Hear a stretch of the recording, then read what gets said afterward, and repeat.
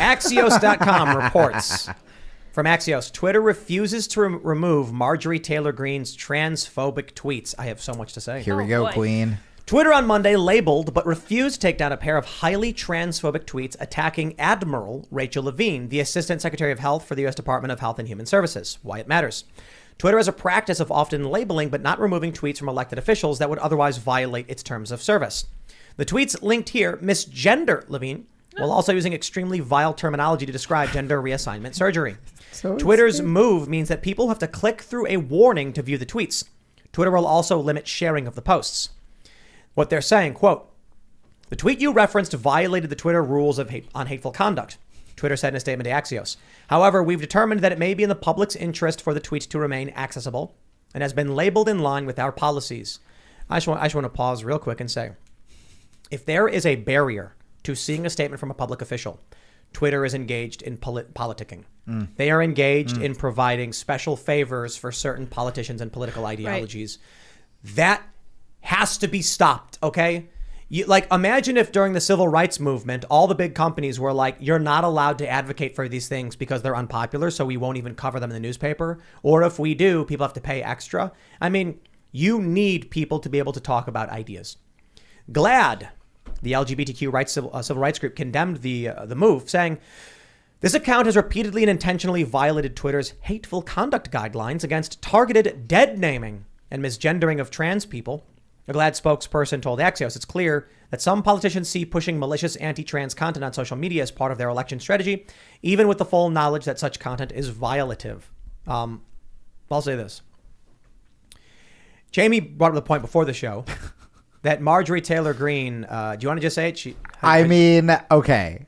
I'll set this up so you can read the tweet. Oh, no, we're not going to read the tweet. Yeah, I don't think we're going to read it. We can't. No, you guys have to. Okay, you guys have to read guys, listen to me. Everyone grab a drink and go read the tweet because it is a masterpiece.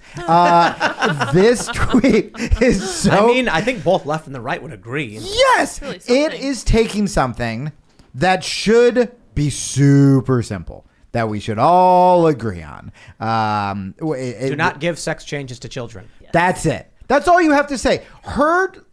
She could have spent less time tweeting if she just wrote, don't give sex change to children. And then she could have gone and hung out with her kids or done whatever she did. Instead, she was like, what if I write something completely nuts and I'll have some rhymes in there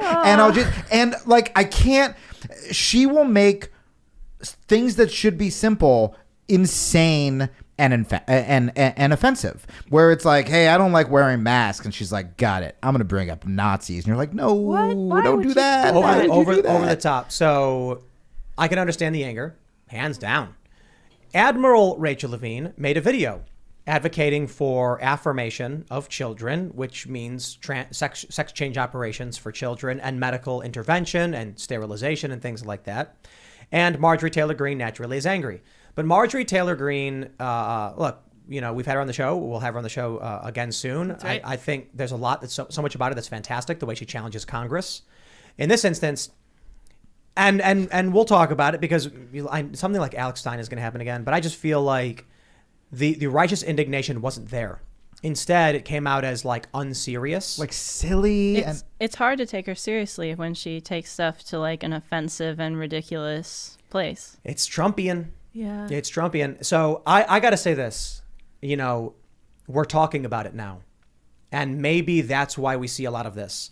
If she came out and just said, this is wrong, we wouldn't be saying anything about the issue of giving sex change operations to children coming from the government, right? Advocacy coming from the government. And so, look, I don't like the way she framed it. I'm glad the conversation is being put in the forefront. And there's a problem in this country if that's how it has to get done.